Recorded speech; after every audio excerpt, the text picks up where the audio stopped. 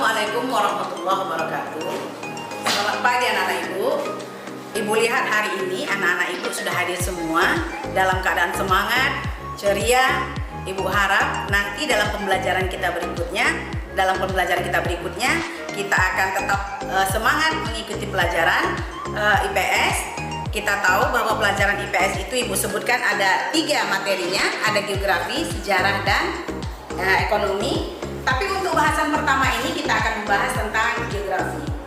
Bahasan pertama geografi, anak ibu bisa lihat materinya itu adalah manusia, tempat, dan lingkungan. Manusia, tempat, dan lingkungan ini adalah materi geografi kita yang pertama. Nah, nanti kita di sini akan membahas tentang bagaimana kita berhubungan atau berinteraksi dengan alam, dengan sesama manusia, dan juga hubungan dengan mencari kebutuhan untuk memenuhi kebutuhan hidup. Oke anak ibu, coba anak ibu lihat ini. Dari manusia, tempat, dan lingkungan ini, itu nanti akan kita bahas beberapa materi. Materi yang pertama katanya pengertian ruang dan interaksi antar ruang. Nah, kemudian ada letak dan luas Indonesia. Kemudian ada potensi sumber daya alam dan kemaritiman Indonesia. Baru ada dinamika penduduk dan kondisi alam. Nah, ibu, ini adalah materi yang harus kita bahas satu persatu. Untuk materi pertama, kita akan membahas hanya tentang pengertian ruang dan interaksi antar ruang. Materi ini saja yang nanti akan kita bahas. Kalau materi letak dan luas, itu nanti akan kita bahas di pertemuan berikutnya.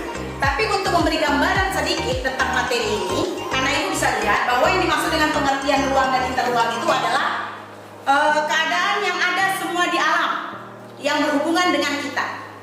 Sedangkan kalau letak dan luas Indonesia, itu artinya letak negara kita.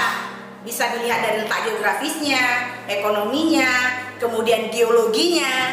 Dan ibu ingatkan, itu nanti kita hanya menjabarkan dengan ringkas, karena di kelas 6 sudah loh.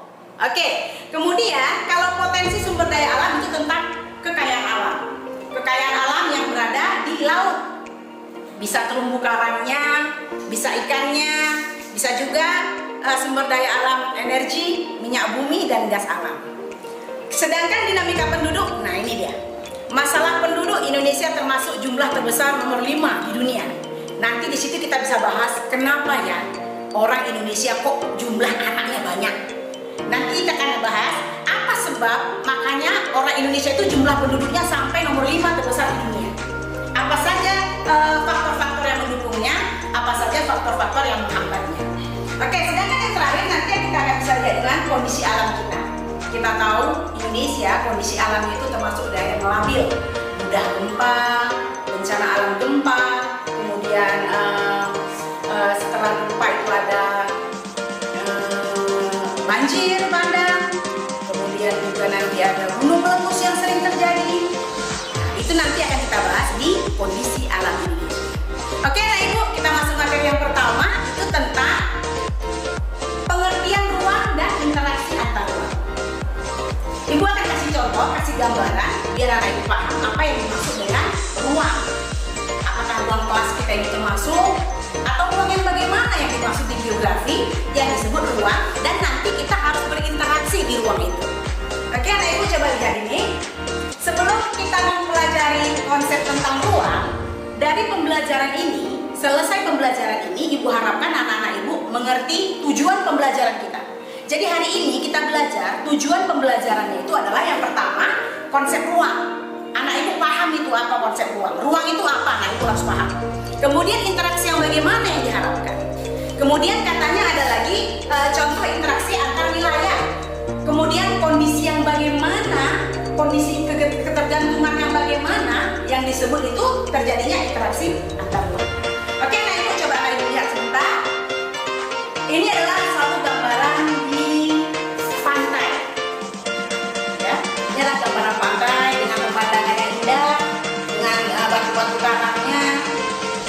Tapi apakah ini disebut ruang?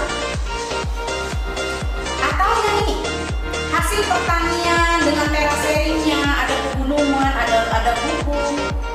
Atau ini yang disebut dengan ruang? Atau ikan-ikan dengan terumbu karang di lautan yang disebut dengan ruang? tunjukkan ini termasuk ruang? Anak ibu bisa jawab? Ini yang ibu tunjukkan semua itu termasuk ruang. Itulah yang dimaksud dengan ruang. Kalau anak ibu sudah dapat gambaran seperti ini dan mengatakan bahwa ini ruang, maka anak ibu bisa menyebutkan konsep ruang dengan sederhana. Jadi kalau begitu, konsep ruang itu adalah tempat. Ruang itu tempat. Tempat di permukaan bumi, baik secara seluruh atau hanya sebagian, yang digunakan makhluk hidup, tempat tinggal dan mencari makan atau mencari nafkah. Jadi kita dengan ruang itu sangat tergantung. Pertanian tadi, di laut tadi, kemudian terumbu karang tadi, semua itu kita sangat tergantung. Kenapa kita bisa tergantung di ruang-ruang yang ibu sebutkan tadi? Karena disitulah kita memenuhi kebutuhan hidup kita dengan bercocok tanam, mengelola sumber daya alam, pariwisata, ikan, kemudian bisa juga minyak bumi yang ada di dasar laut, kemudian ada batu karang dan lain sebagainya. Nah, itu adalah ruang. Jadi ingat anak ibu, ruang itu adalah tempat di semua muka bumi. Apakah nanti di dalam perut bumi juga ruang? Termasuk. Loh, kok di dalam perut bumi juga ruang? Anak ibu pasti tahu ada penambangan batu bara di dalam perut bumi. Ada penambangan emas, ada penambangan nikel, uranium dan lain sebagainya. Itu di perut bumi. Sama dengan di dasar samudra. Ada penambangan minyak bumi. Maka wilayah-wilayah itu termasuk ruang. Wilayah-wilayah itu termasuk tempat untuk kita bergantung hidup. Nah, kemudian setiap ruang di permukaan bumi berbeda. Makanya ada interaksi. Nah, kalau anak ibu sudah tahu konsep ruang, bahwa ruang itu adalah tempat, ruang itu adalah tempat. Tempat-tempat di muka bumi itu berbeda. Tidak ada yang sama. Seperti tadi pinggir pantai dengan pemandangannya. Kemudian ada laut dengan ikan-ikan, dengan rumput lautnya, dengan batu karangnya. Kemudian ada pedesaan, tanaman dengan teraserinya, dengan bumbunya, dengan gunungnya. Itu semua adalah. Nah, itu berbeda-beda. Pinggir pantai dengan pegunungan, dengan dataran rendah itu beda. Nah, hasilnya pun itu berbeda-beda.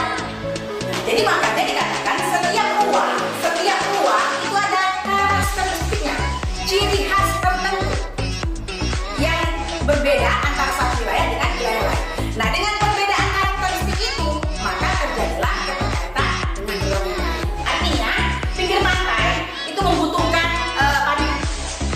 Kemudian orang yang di dataran rendah itu membutuhkan dataran tinggi. Bagaimana contohnya itu? Bagaimana contohnya? Nah, contohnya itu orang di pinggir pantai yang menghasilkan banyak ikan itu akan mengirimkannya ke daerah dataran rendah yang tidak memiliki ikan, tapi memiliki hortikultura atau tanaman sayur. Sedangkan orang di pinggir pantai memerlukan sayur. Nah, itulah keterkaitan antar ruang. Nah, kemudian interaksi antar ruang itu adalah pergerakan orang, barang, atau informasi dari suatu daerah yang lain atau daerah yang asal menuju daerah yang tujuan, sama dengan yang ibu jelaskan tadi. Oke anak ibu rasa minggu depan dapat kita lanjutkan lagi karena materi kita masih panjang.